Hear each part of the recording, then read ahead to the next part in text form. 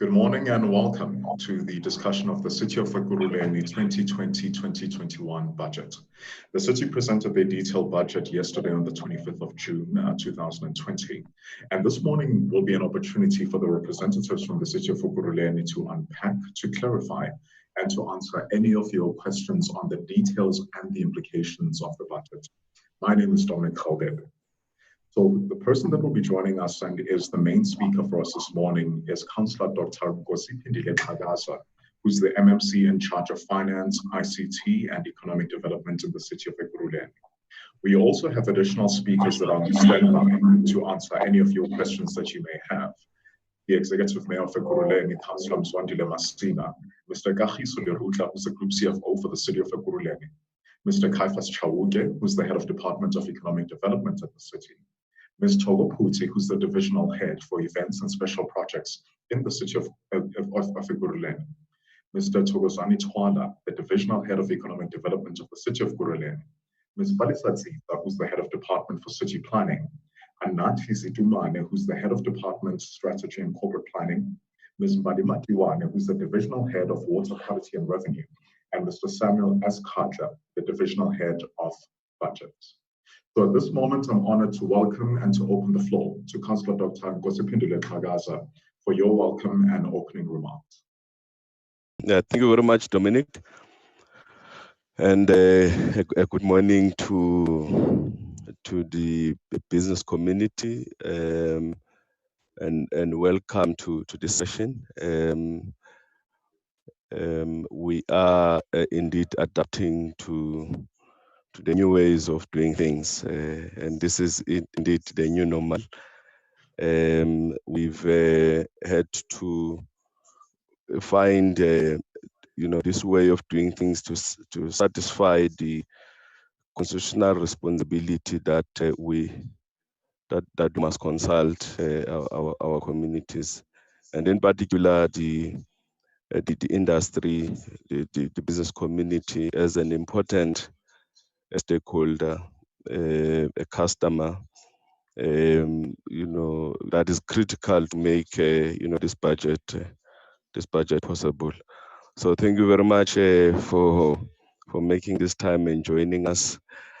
As you have introduced some of the teams that are with us here, including the acting city manager, who's the head of strategy, the group CFO, the head of energy, and I'm sure business would also want to know what are the plans because of some of the electrical outages, the head of economic development and city planning. So we're hoping that this session is gonna be interactive, but I'm gonna take some time just to do a high level or from the presentation that, or rather the budget address that we made yesterday before council, and then it was adopted. Yes. We tabled the budget, which includes the IDP, which are the long-term, the strategic objective of the city, the tariffs, the related policies, the built environment and performance plans, and this was agreed by council. We had to reflect briefly on the 20-year journey, because on the 5th of December, it will be exactly 20 years since Ekurhuleni came into existence, and we had to reflect, how far have we gone? Hence, the theme is 20 years of responsive and modern public service partner that fosters change towards building a better Ekurhuleni. And of course, we had to have an appreciation that there is a issue of femicide, and as a city, we are part of the fight against this scourge.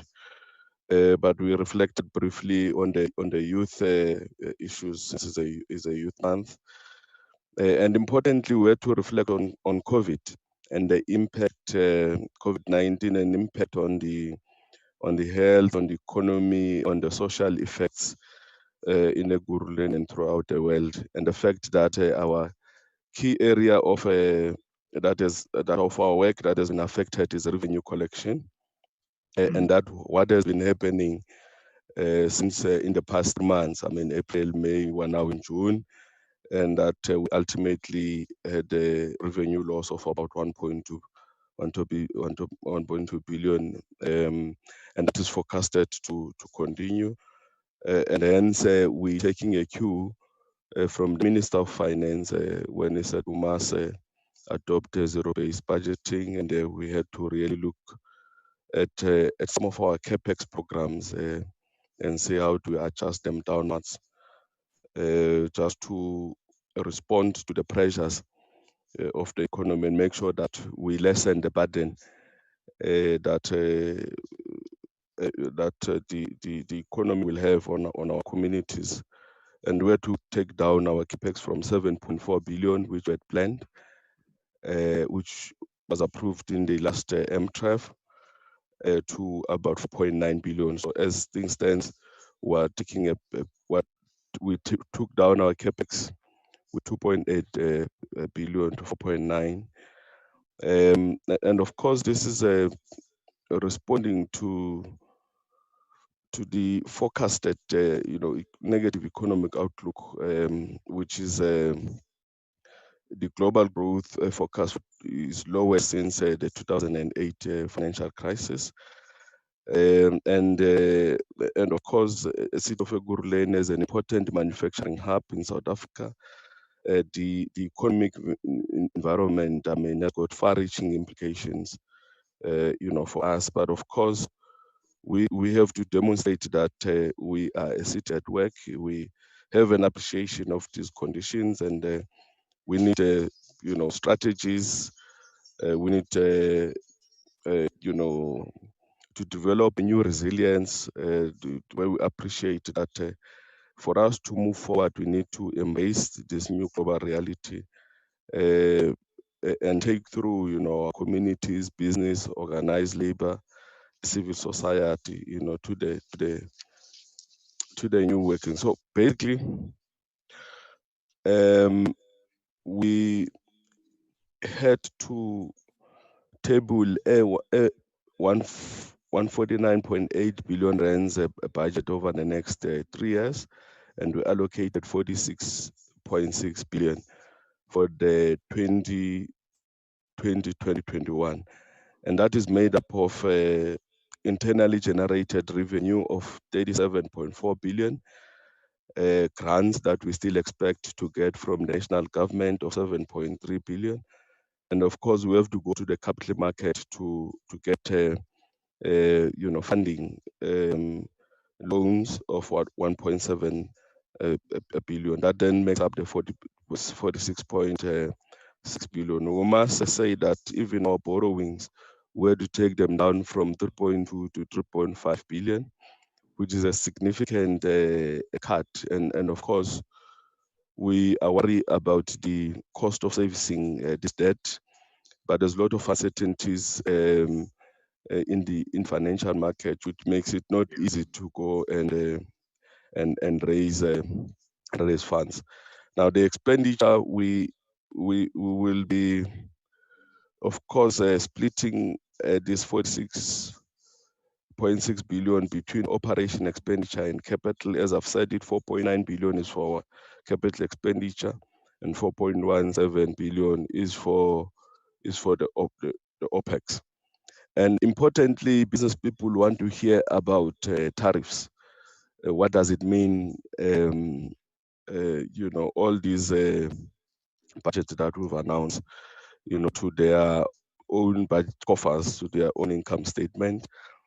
And I think business will be pleased to learn that we've taken into account the impact of COVID, that we're passing no increase in all municipal tariffs which are under the control of the city. So it means all those things that are fully driven, the cost drivers are within the city's control. we have to manage them. And one of those is the assessment rate, which we know as property rates. And the others is some sundry tariffs for some of the activities if you have to do business plans and so forth. The refuse collection, some of the burial and cemeteries, and also the municipal bus services. And this is a package which comes at a cost of 956 million to the city. And we have to look at the cost containment measures that we must introduce to actually make up for that revenue forgone. And this includes indirect costs like your overheads, your telephone costs, your traveling, and we've been very firm on this one because we actually involve in lots of traveling in the nature of our work in government, and we've resolved that there should be no traveling in this financial year. Some other costs like printing and stationery, catering, all those things are things that we have to look at, drastically for the cuts. And we're also engaging with labor, which is a sensitive area for the personal cost. We're looking at the wage bill to say, industry, the economy is shedding jobs. Our people are unemployed. And we have to engage with them about how do we manage that cost. And it is a sensitive discussion, but of course, if the economy is struggling, we have to look at some of the increases, to us as councillors, to the senior management, yes, to the middle management, and the lower guys. So it is an engagement that we'll be taking up very soon with them. They've already said that they will not be accepting anything, but they want, their increases. But we think the reality of the situation requires us to have this difficult engagement. If we were to manage, because it means that increase we have to pass on to our residents and business community. Now, one area that we also want to talk about is some of the increases that we get from our own utilities. Eskom, we don't have a much say there, is regulated by NERSA. We'll be purchasing power from Eskom at 6.9% increase, while we'll only be passing 6.23, between 6.23 and 8%, depending on the consumption, but it means we'll then be absorbing the difference. So the pressure at municipalities is quite extensive.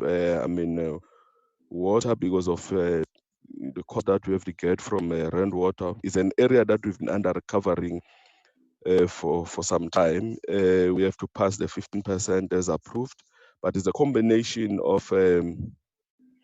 factors there, the bill that we pay to rainwater, but also the cost of transporting that water from the rainwater reservoirs, purify it, and until we transport it to our households for final consumption. ERVAT, which is a sanitation, is one area that has always been under pressure. We're doing 11% there, and it's because of the input cost there.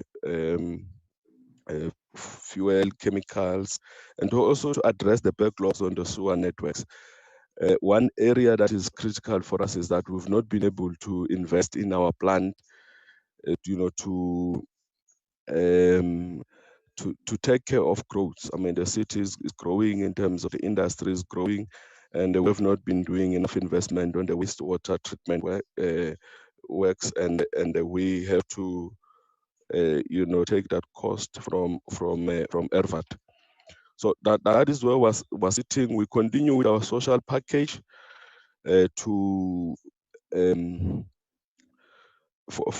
meet those who are unemployed and those who are indigent, and that continues to grow and is an area that we're also trying to manage. it's sitting at about 4.1 billion, just to make sure that we give rebates, we give some free services to the poor and the indigent. But business will also appreciate that we've got COVID relief interventions just to minimize the impact or the effects of the lockdown. I mean, in April we had lockdown, and many businesses were not able to pay their bills because they were not at work. I mean, if you look at the aviation sector, you look at the just the airport EXA alone, there's been no activities there, and there's been no income and nobody to actually pay the bills. If you look at some of the hospitality industry, to make an example, Beachwood Hotel and Conference Center, there's been no activities there, and so forth. But we were not in a position to write off the debt, what they would have consumed and what is due to us. We are expected to actually collect that because we are still paying for service delivery.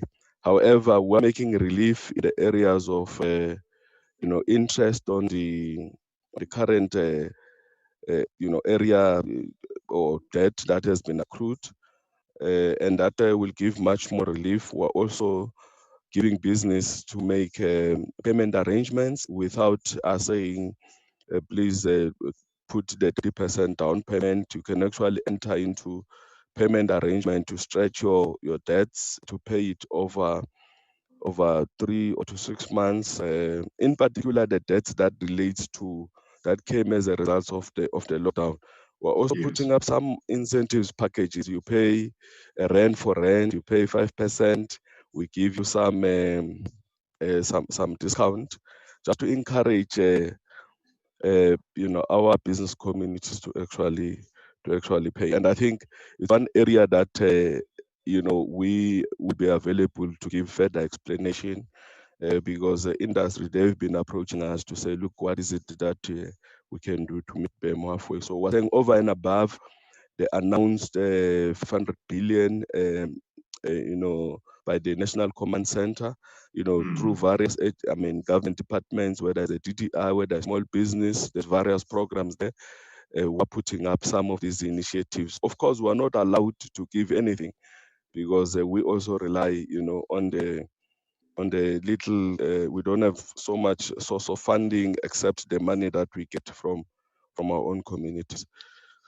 So of course, the 4.9 billion CapEx program, it is for us to ensure that we invest in economic development programs. We invest in the development of the Retropolis. We invest in the bulk engineering cost, in particular in the logistics corridor along the 21, where there's a center of the Retropolis. We invest in some of the strategic urban development programs, including the inland the inland port. We invest in the iconic Rhodes-Field Owatambo link, which is a bridge that must connect the airport western precinct to Rhodes-Field to unlock the Retropolis development. The agricultural development, as we announced it, is ongoing. But we're also investing in the maintenance of that infrastructure because it's important that we then have an upkeep of those industrial areas. And human settlements, we're investing the 2.4 billion rand on the mega cities that we're developing. We've got over 13 mega city, which are bringing the much needed houses to our people. On transport, we're investing 1.3 billion rands so that we ensure that we can move our people from their places of work, from their homes to places of work. On water and sanitation, it's 2.1 billion to invest in the water, in the security of water supply. And we must say that we're building a number of reservoirs there. I think we had planned to do 38 reservoirs, and I think we're currently doing about 29. We had to downscale a bit, but it's important because that's a major revenue source for us, but also to ensure that we respond to the pressures that comes with the environment. You would know when there's a heat wave in Gauteng, we normally run out of. So it's important that we actually augment this space, including effort, as we've said it. We invest in the wastewater plants. In the area of energy, we're investing 1.2 billion for the refurbishment and of substations and maintenance of the electrical network, but also we deal with general interruptions and power outages, including cable theft and tampering of the energy network. Yes. A further 1.4 billion we're putting up for new projects, including the electrification of informal settlements. Our program of IPPs, what we know as Ekurhuleni Power Purchase Program, we're currently finalizing it to ensure that we have the alternative and renewable energy to ease the pressure on the grid, but also to respond to environmental challenges. On the roads and stormwater, we're investing 1.2 billion there for the network and maintenance of potholes, bridge management system, but also we clear the stormwater drainages. On the community safety, we're also investing 280 million there for that. It includes some of the precincts that we must build, but also additional police officers, including the area of disaster management to ensure that we've got enough fire stations and the vehicle registration centers, also the equipment that is needed in that area. We're also putting up some investment in the area of health, including to respond to the COVID, area of sports. But what is important is also the area of energy, waste and environment. So we are investing some money there, 274.3 million, just to ensure that we maintain our landfill sites, our parks. We do collect, we keep our city clean. We do grass cutting, litter picking, and all those. And on the ICT infrastructure, the enterprise resource planning, we continue to roll out the fiber and Wi-Fi. And also importantly on the real estate program, how are we leveraging the land for development? We've got the strategic land parcels that we're busy releasing to industry. We have released the Carnival nodes land parcels. Just yesterday in the council meetings, we released the Germiston Lake for mixed use development, and I'm sure our business communities will be looking forward to those. We want to have our own hotel and that type of development just here in the city of Ekurhuleni. Yes. The mayor indeed did say that we must bring Sentin. It must be here. We must turn around Germiston, but we can only do that if we are leveraging on the piece of lands that we have. We give to investors. They are able to turn around those spaces into centers of tourism, into centers of economy, and so forth. But we continue to invest in economic development programs.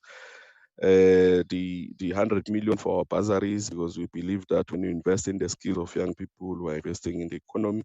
Some of the community enterprise development programs, the fund, all those programs are still within the priority.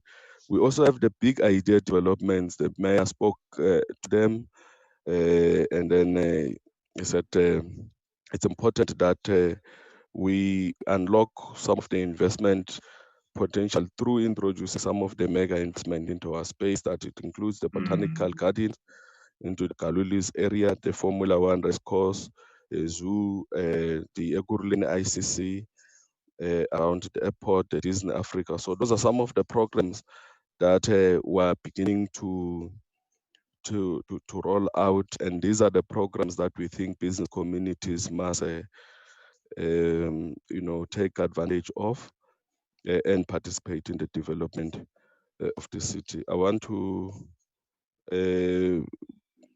close this brief by quoting Nelson Mandela when he said, and I want to open the quote, "A vision without action is just a dream. Action without a vision just passes the time, and a vision with action can change the world." Close quote. And I know I was supposed to introduce myself, then I went on into the presentation, and I think this will allow, some engagements. Thank you very much, Dominic. Absolutely. And thank you, MMC, just for that, the overview for people to be able to engage. So those that are joining us as well via online, please do make use of the chat room to provide some of your questions that we can post directly to the MMC or any of the other speakers that are also on standby in order to respond to what it is that is within the particular portfolios. So I just want to share with you, MMC, at this point that I actually grew up in Watford. So when Ekurhuleni happened, I was also like a young man there in high school getting involved. My parents then moved to Mapupeni, and so I've been able to see through experience the work that some of the work that the city has done and really the delivery that's happened over the past 20 years. We've got a question that's come from the chat room, and the person is asking that given the current situation of job losses, that people have had their jobs lost, others have had their salaries that have been cut. She's asking, will there be programs for startup business in particular regarding how it is that they can source funding in order to access markets and really to recover and grow, given the current context that we're in? Thanks a lot for that questions. I think we are still doing our part in the community enterprise development program, and I think the HOD for economic development is also here, can further expand on that. Where we have some of the initiatives that we've been doing there, including the 100 million fund, where we want to support different empowerment programs, yes, various incubations, and so forth. We're still keeping that program, though slightly affected. We had to reduce it a bit with 20 million. It is still sitting at 80 million. We've got various partnerships there.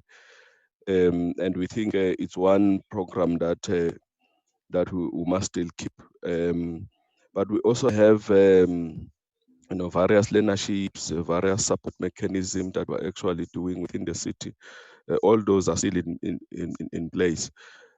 But we want to encourage our communities to take advantage of the available relief packages that were announced by through the Ministry of Small Business and Development, but also through the DTI. All those programs are nationally driven and are aimed at ensuring that we, as government, do give some booster to SMMEs as part of the relief. But I think at some point we'll just have to get our HOD here to just further expand on some of the things that we'll be doing in the next a few months, 3 to 6 months, just to attend in the main to the SMMEs, whether informal traders, whether spaza shops. All those are programs that are actually in place in the city. Yeah. Yeah. Thank you for that, MMC. And I think also to build on that, because there is regarding the SMMEs and how it is that those SMMEs can receive support from the people that have been impacted. So there's the job losses that have happened, there's income losses that have happened. What programs are you specifically putting together as a city to aid the economic recovery and then thereafter the development, given the impact that COVID-19 has brought us to at this point in time?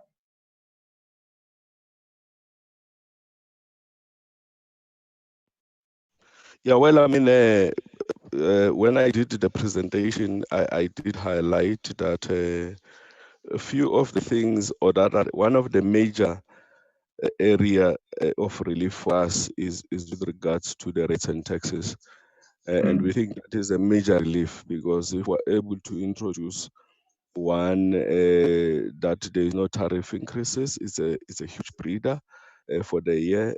Two, that we're able to meet you halfway with, your debts. And those are, huge reliefs for those that are currently, in business.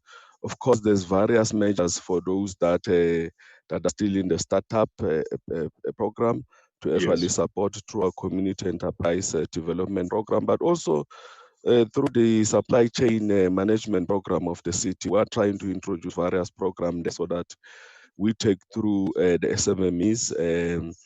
We are told that SMMEs are the biggest job creator, and we have to do our part to actually unlock the potential of SMMEs. But I just want to, if you pardon me, to invite the HOD, Chauke, just to elaborate in particular on the community enterprise development program.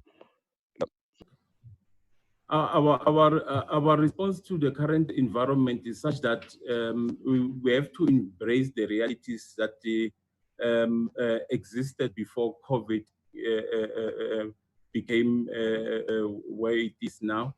In that the discussion of how we build an inclusive economy becomes even more critical as we speak. So from a prioritization point of view, during lockdown, the exposure in terms of the township economy has gone to an extent of solidifying the significance of us intervening more aggressively in that space. So the focus area will be to continue with our build environment program in terms of providing decent infrastructure. But that alone will not be sufficient. It needs to cover the entire spectrum in terms of the value chain, in terms of over and above the support, mentorships, and everything else. How then do we link this SMME to an opportunity? How then do we mainstream our supply chain capability to make sure that these SMMEs are mainstream? And there's been a number of ideas that are in the process. One will be to say, how do we use this COVID-19 opportunity in terms of manufacturing of masks and related services to mainstream our small businesses? So that is one of the dedicated programs. But the MMC will also speak to the fund that we have. As we speak now, of course, subject to finalization, we are looking at injecting about 56 million rands in the next week or two to support about 160, 170 small businesses, ranging from cooperatives to township businesses in spaza shops to street hawkers, but also the high end in terms of those that are in technology, those are that are in the digital space. So we believe that this injection will assist. It will not be sufficient, but it will assist in terms of reopening the economy and turning it around.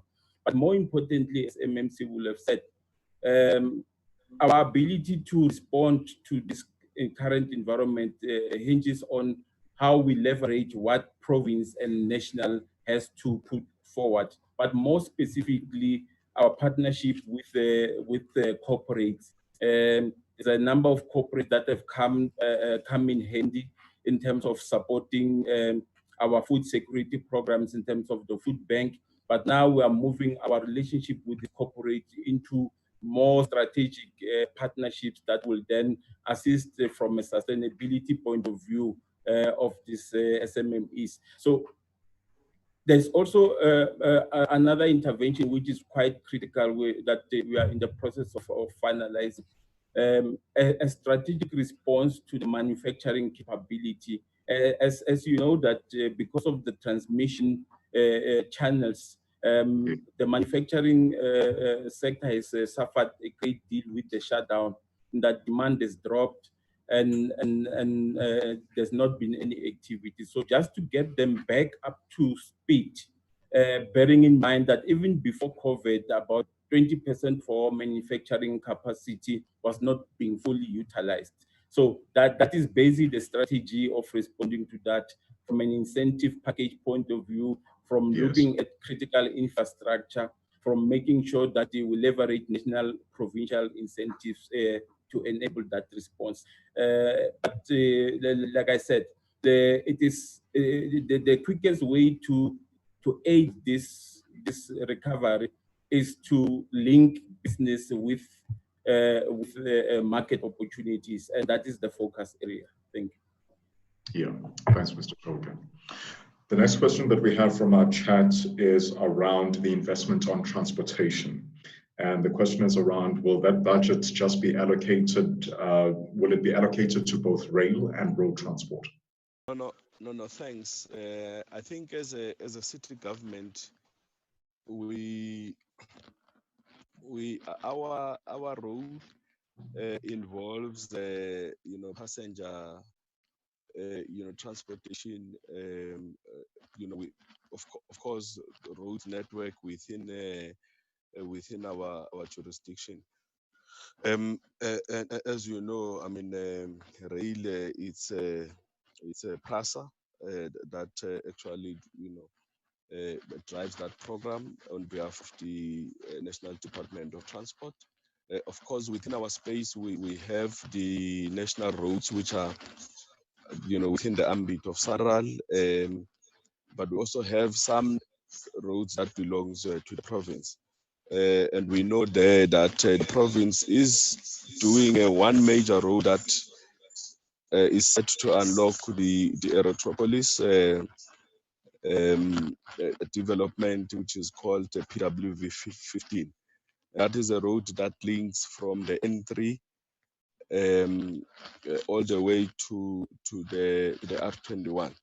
So that road seeks to unlock, alleviate the pressures on the Galulis interchange by ensuring that we've got another network that connects from the inland port, which is in the south of Katlehong, and that will go via just behind Benoni and behind the airport all the way and connects to the R21. We know that that project has actually been finalized or through the process of adjudication, and very soon, some work will start to happen there. If everything goes well, of course, there is communities that needs to be engaged, because there are communities that are on the circuit that needs to be engaged, so that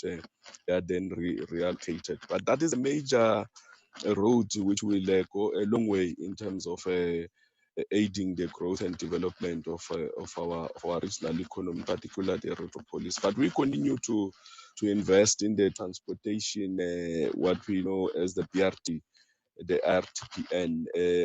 We've named our pass Harambe, and we're currently busy with the phase 1, which connects Tembisa to Vosloorus via industry, via Kempton Park, via the airport, via Boksburg, and of course there's other phases as well that will soon be introduced as soon as we deal with that phase. But it's important that we invest in the roads infrastructure, that upkeep of our roads. We deal with the potholes. We make sure that all the regional roads are actually kept into standard, in particular around industrial areas and so forth, that we move into those areas. We do refurbishment. We've been doing a lot of, we have an investment of about close to 500 million just to do refurbishment and ensure that we maintain that road network. I know that part of what, I know one of the biggest roads project that is currently under discussion is what do you call that road? This one that links 14. Yeah, the PWV 14 is the one that links up the M2 from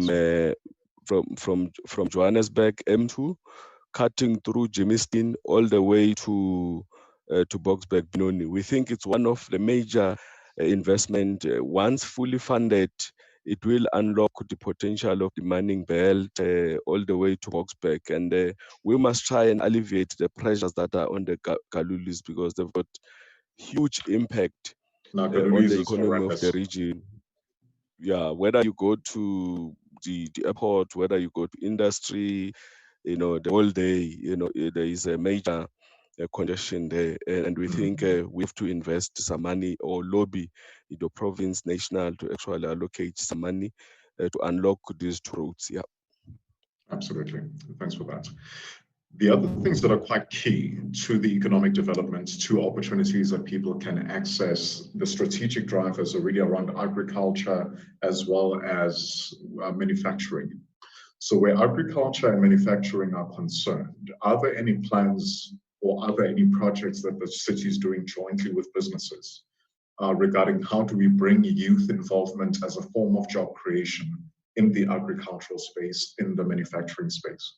We are very happy with the agricultural development program, and we've released 56 land parcels which are currently under adjudication. This is part of the over 270 land parcels that potentially are agricultural land.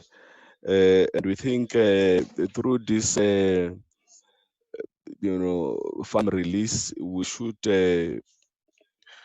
get youth, we should get women, we should get people living with disabilities, because we've got different,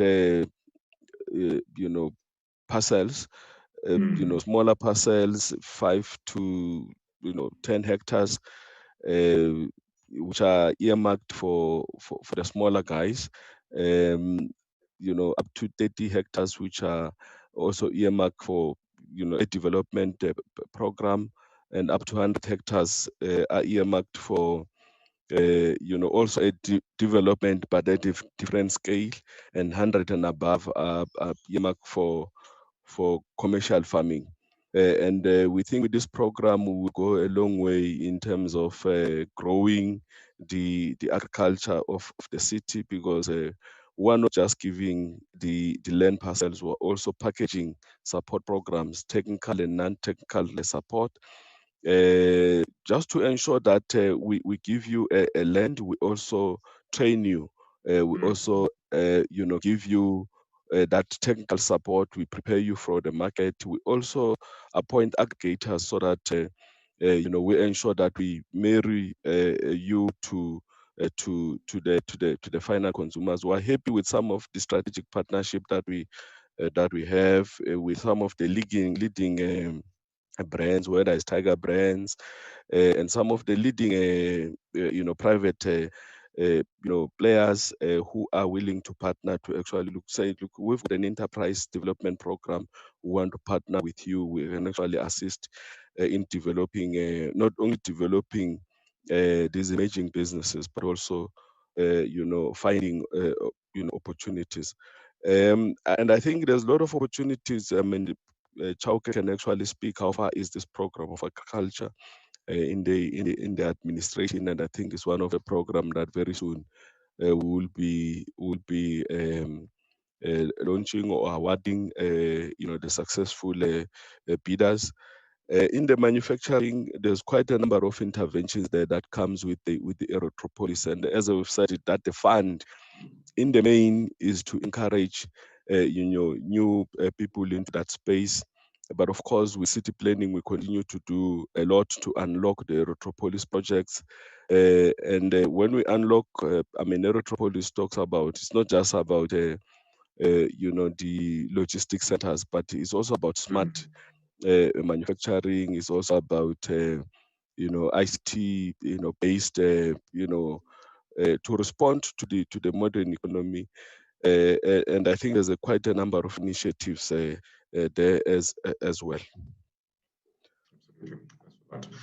Yeah. And before Ndade Chauke comes in, it was mentioned at the budget yesterday that the economic recovery requires that you should aid the development of new, resilient, regional and ward-based economy that embraces the new global reality through social compacts between communities, businesses, organized labor, civil society, and all spheres of government. What does this practically mean? And then how are you aiming to aid this development over the next year? Yeah, as we have said it, that our role as the city government, is quite immense, is quite important, both in terms of the industry, but also in terms of community enterprise development. As we have said it, that it's important that we look closely into our communities. We look at the townships, economic revitalization program, be it is in the automotive space. How do we get the backyard mechanics? How do we get the guys who are doing spray painting to the economic mainstream? How do we give them support through setting up the automotive parks, hubs in our space? And this we do it deliberately. We have an injection here of or part of the 330 million. Part of it goes to the Katlehong automotive hub. What we're doing there, in practical sense, we're setting up a hub, we're putting up the equipment so that all the backyard mechanics in Katlehong can actually utilize that center. They can bid for work to repair the City of Ekurhuleni's metropolis cars.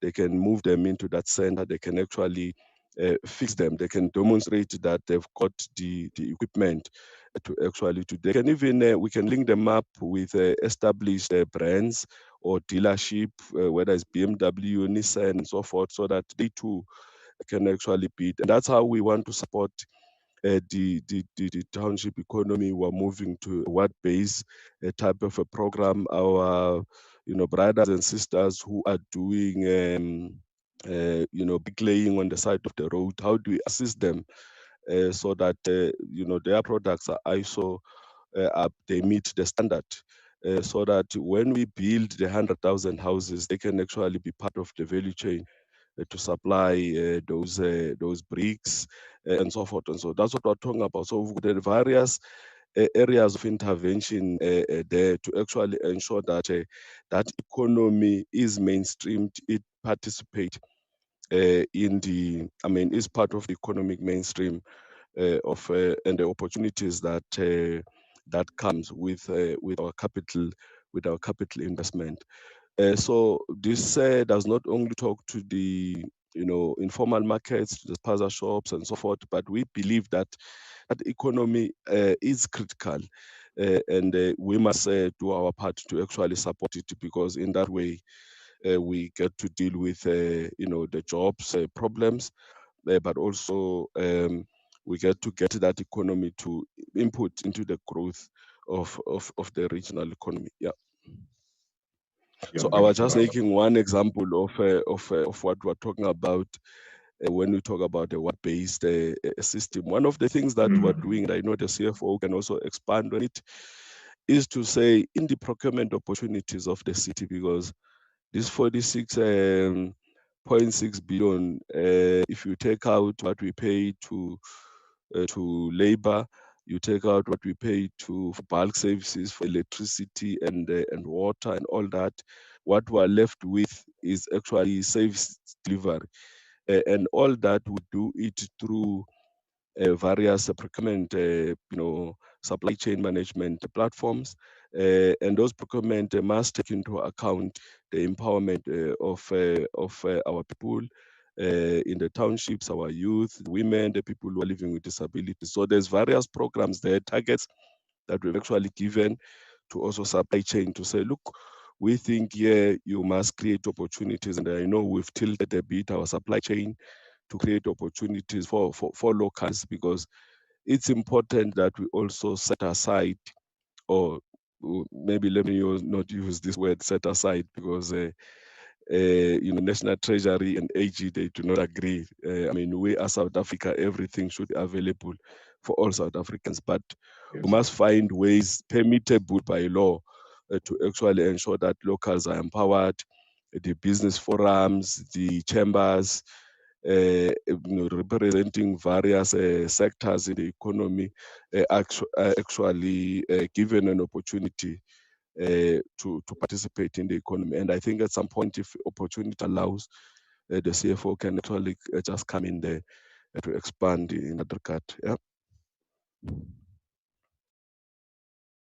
Absolutely. So as the CFO considers that, the other questions that are coming through are still around how do people practically access those land parcels with this agricultural and land program? And to expand on that in the same light is what is the practical procedure? So what's the procedure in sending through agricultural proposals and having funding for specific farming?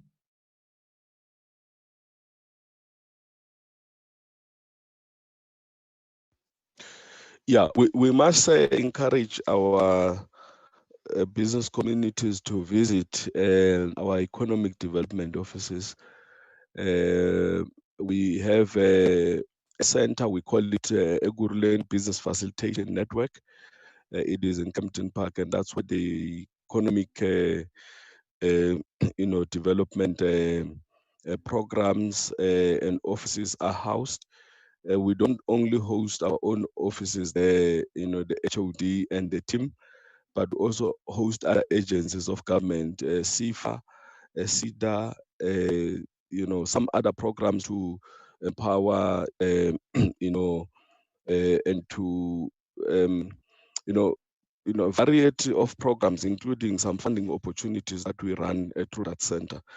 So our business communities are encouraged to actually visit that center. Of course, all these opportunities, we do advertise them.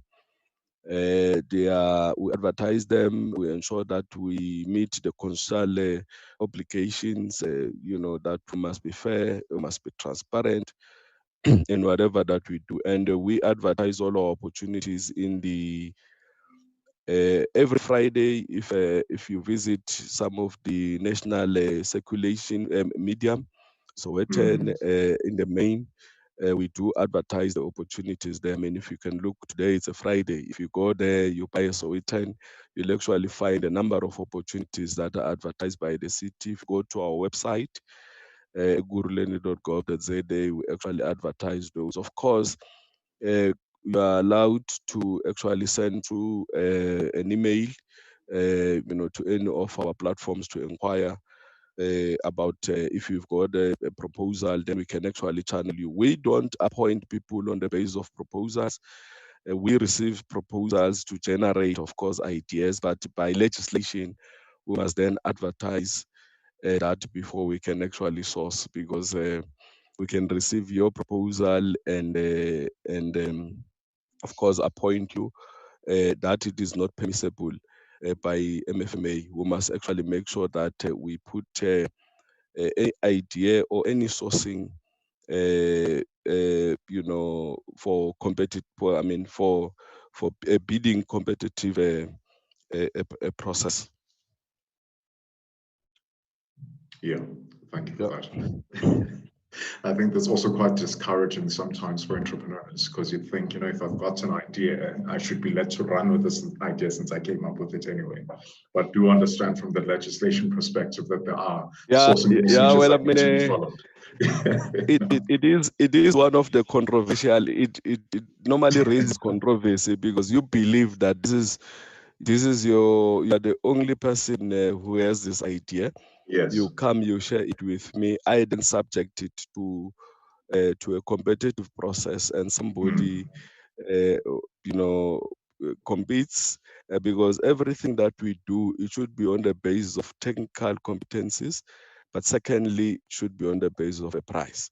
I think price over and above anything else, it's what and we must uphold some of these processes. Is part of governance and compliance, and our business communities, they want us to perform in that area. They want us to maintain the clean audit. They want us not to tamper with the prescripts of the Constitution, particular Section 217 that says it must be fair, it must be competitive, it must be transparent.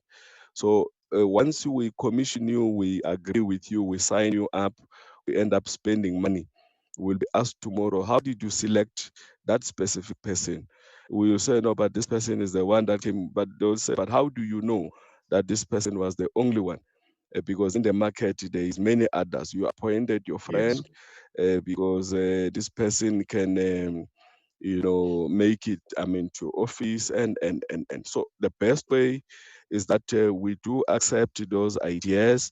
They must shape, our thinking, and but ultimately we have to advertise so that you are then a product of a competitive process. Yeah. Okay. And part of the budget, what are the plans? What has been budgeted to ensure that we can really have stable power supply that is predictable, especially for businesses within the city? And I think also water is a bit of a concern regarding where are we at the moment? Will we have reliable water supply? Are we looking at scenarios where there might need to be like water load shedding and the kinds of impacts that may have for businesses in our communities? Are there any things within the budget itself that are really speaking to the security and the stability of those very critical services that enable all the economic activity that we face? As I've said it, we have for water 1.2 billion, 2.1 billion rands for the next 3 years, and this is to ensure that we actually invest in the water reservoirs, as I did allude to this earlier. We invest in the pipeline, we invest in the sewer networks, and of course, this is to ensure that we meet the growth and development needs of the city. The city is growing in terms of industry. Yes. We're growing in terms of the population growth. There's new people who are arriving.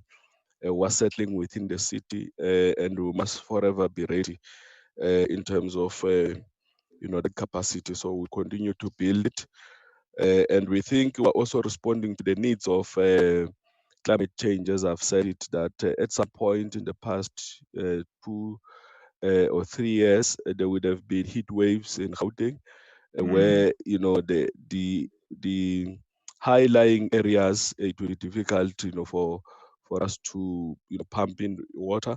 We're actually building up that capacity to ensure that, including the just a storage, capacity. If we run out of water today, how many days it will take us to completely for our tanks to be dry. If something happens with rainwater, if something happens in the Lesotho, highlands, where we actually get the source of our water supply, how long it will take us to run out of and to meet some of the international standards in this regard. So we're putting up a lot of investment, but also to deal with non-revenue water, the water losses, technical and non-technical water losses. We think we're doing enough there. And it's important, but because this area is an area of revenue generation, so we must protect this revenue, because when with the source of money that we're getting, we're able to reinvest in the development of our region. And in the area of energy, of course, I did say it that 1.4 billion for new energy infrastructure programs, and 1.2 billion is actually put aside for the maintenance, to deal with power interruptions and outages. But I think this area, because it's an area that for now is a great concern. If you allow, I want to ask the HO, head of department I connected, Mark Wilson, just to further expand, in particular in the area of energies and what is it that we're doing, currently to deal with some of the outages, and in the long term, what are some of the things that we're putting in place? Mark Wilson. Mark? Thank you. Yes. In terms of the interest, They'll just need to mute the other laptops in the room, please. There are a few issues at work. So the current winter instability is mainly due to overloads due to bypass meters and illegal connections. So we're going to intensify our programs in terms of auditing of the bypass meters, as well as removal of illegal connections. This Yes. has been the worst situation this winter due to us not being able to run these programs during the lockdown period. So we will start rolling out those again. So that's the one issue in terms of water outages was experienced by us, plus most of the other cities, plus Eskom. But in terms of infrastructure investment, the city of Ekurhuleni has one of the oldest networks in the country. So over the past number of years, we have been investing a large amount of money into these networks. But with an asset base of 27 billion, it's going to take a while to catch up. So the new additional money that's been allocated for this financial year will be able to speed up this progress. So for example, we are, in terms of our major areas, industrial areas and residential areas, on this current year's budget, we are 90% complete with one of our major substations in Germiston. We have 3 other substations that will be completed in the next 6 months. Those are existing substations that are totally rebuilt, but are also expanded on to cater for growth. We're also closing a tender for another 6 substations by the end of July, which will then be completed over the following 3 years. So this capital injection will assist to rapidly move to renew our aging substation infrastructure. We also have some major cable programs underway. We've already installed 2 out of 3 new cables to the Wadeville industrial area. We've heard that they've had some power issues. So yes, money is always the hampering factor in terms of the speed you can move, but we are going to now up that speed of renewing this old infrastructure. So that, together with rolling out more illegal connection activity or blitzes, as well as meter bypass audits, will tend to stabilize the network. Absolutely. And are there any plans as well on that point, Mark, regarding how it is that we can also use renewable energy to aid in easing some of the pressures on the city's grid?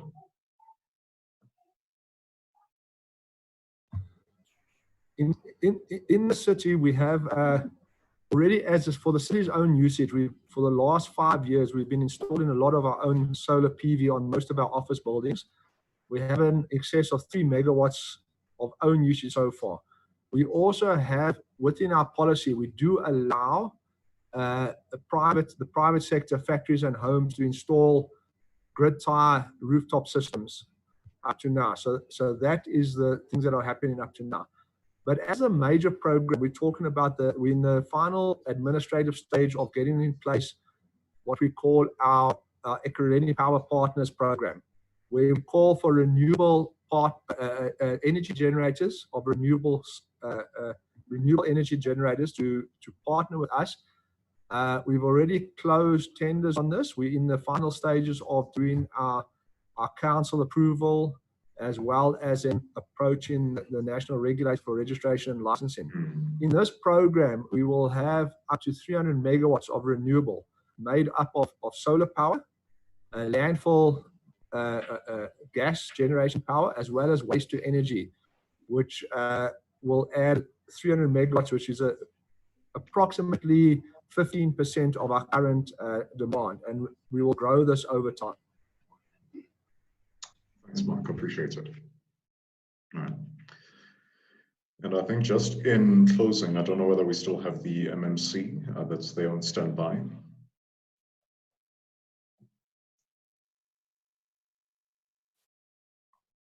Yes, sir. So just one last question in closing for you to provide us with a bit of perspective.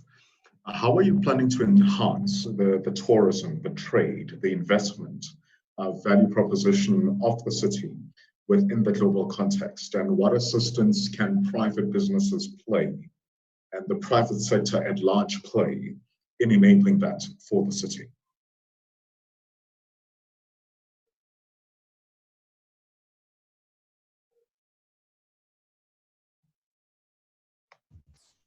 Yeah, one of the strategic objective when we assumed this responsibility for this current term of administration under the leadership of Councillor Mzwadile Masina, our honorable mayor, was to come up with an economic development program, which we call the 10-point economic plan, aimed to create the much needed jobs, but also grow our economy. And amongst the things that we said we must do, or rather just a few of the 10, is that we must, revitalize, our manufacturing, because we understand, the importance of this area in our regional economy, and we must do our part. We are putting up through, different programs, including a productivity a program, which we currently have about 200 companies that run within the city, where we are able to move in and assess their productivity, look at their processes, look at their systems, and actually assist them. We do this with different agencies of government to actually get our guys, because our guys can move in, acquire a factory, maybe get support through the black industrialists or through some of the TTI funds, acquire that industry, but it then becomes a bit difficult to actually run it. So one of the things that we're doing is actually assist to be closer to these industries. We have the Retropolis master plan, and which we're currently implementing, and we're doing that through ensuring that there's a necessary bulk support. You can actually see the logistic corridor along the R21. A number of logistic centers are actually being set up there, of different sizes, and we think this will go a long way in contributing to the regional economy, but also create the much needed jobs. The issue of ITZ and SEZ, the special economic zone, we're actually driving it. If you look behind the airport, there is a different, there's a, what do you call it, a business park there that has actually been set up with house on to foods, which does fresh produce for distribution across the country, but also for export. The jewelry manufacturing, we're setting up, we're supporting another one. Currently, we're doing feasibility studies of fuel cells in the area of Springs. The land issue, for us, it is not just a political issue. It is not just a rapid land release political program. It is for us to give those lands to industry, the agricultural release program. We're doing 40 strategic land parcels, inviting business to actually invest in it. We're doing 101 township economy land sites, which we're also releasing for various things in our townships, whether you want to set up a petrol station, whether you want to invest in some franchising, whether you want to do a shisanyama, to support the township economies. But we're also utilizing our own procurement system, what we call a strategic empowerment, to say out of our program of SCM, we must have dedicated interventions, to bring new players into that space. We can elaborate here, including some of the tourism programs that we're actually doing to support tourism development, because it is not only about, passenger people who are transiting through the what do you call it, the OR Tambo airport, and they've grown.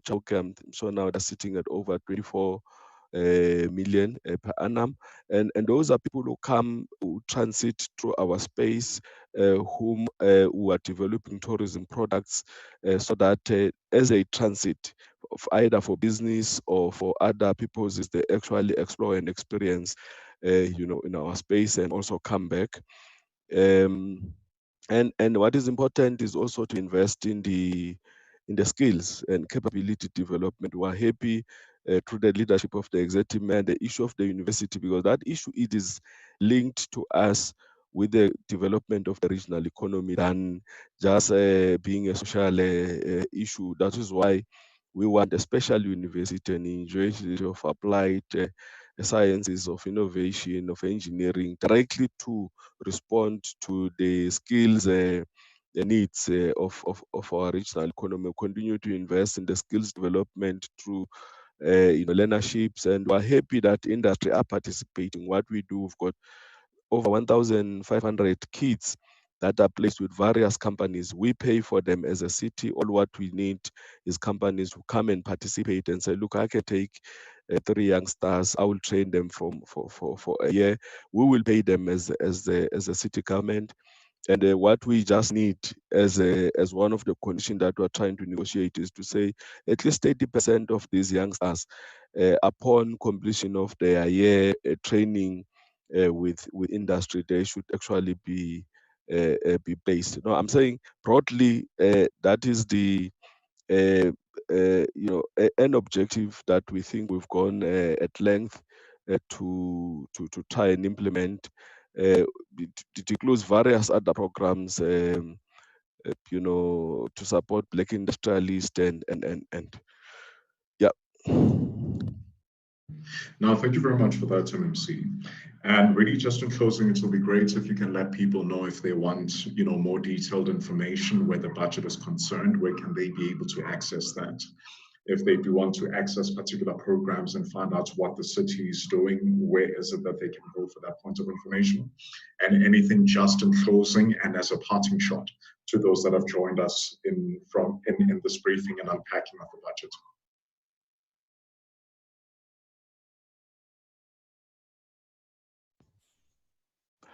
Yeah, no, we want to firstly appreciate that you made your time in the Friday morning to join this session, and of course we were trying to adapt to COVID, to utilize these platforms. You would know that we would have organized a live contact meeting, but because of COVID, we can't do that. So we're trying to also our best to find ways. I mean, as a modern city, to utilize this ICT platform to communicate to your good selves. We know it's not as interactive as you would have wanted to be, but we will pick up on some of your comments. Please continue to send them. I'm sure Dominic will find ways of consolidating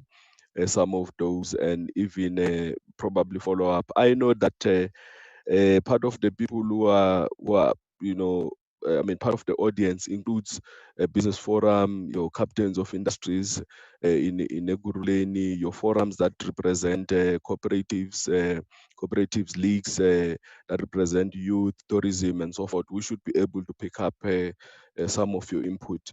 What we want to encourage is that please get hold of the budget address speech. You can get hold of the entire budget book on our website. It's actually available for you to actually read through. It includes some of the capital program in terms of in terms of what are the projects that are coming up, in greater details, where, in which area, because we indeed need you as business communities to actually drive some of these programs, but also take advantage of the COVID relief measures in terms of debt credit control and debt management. Visit your Triple C center, your customer care center. Of course, we're trying to discourage many meetings or rather long queues. Utilize that platforms to make contact with your Triple C center to actually get more information in terms of how do you make use of those platforms. And please do pay your account to avoid service disconnections, because we are now more robust, because on the lockdown we've not been doing collections, and we're forced now to do collection because we must keep the city afloat. We must continue to do service delivery, and we need those payments. So if you otherwise there will be service to avoid service disconnection, please pay for yourself. You can utilize various platforms. You can utilize your bank, EFT. You can go to some of the retail shops. You can use our own online platform known as isiyakhokha. You can register there, www.siyakhokha.ekurhuleni.gov.za. It is a very convenient platform. You can do it from on your fingertips. Yeah, I think that was me trying to do my closing remarks. But yeah, we're appreciative that we've got so many people who are actually following this particular program. Thank you. Yeah, certainly. And thank you to all the speakers that were on standby and to those that contributed, to Mark, Mr. Chauke, and all those that were really on the call, awaiting anything that would have come from the chat room. Thank you to everyone that provided the questions who asked really for the MMC to expand. And some of the matters that really spoke to your heart and spoke to your circumstance and situation that you're trying to go through. But once again, I am absolutely appreciative for this opportunity that we could have this time together to unpack what the budget is about. I have not been in Ekurhuleni for quite a number of months. The last time I was there was for my dad's funeral last year around this time, actually. I've been in the city of Watford. But do wish you all the best as a city, do wish you all the best that really as a public servants, that you go over and above and excel in providing quality service delivery. Because in the work that you do, you enable all of us in the place of business, as entrepreneurs, as employees, as members of the community, to also show up and give our best in these communities that we're building together. Thank you, and hope to engage with some of you soon.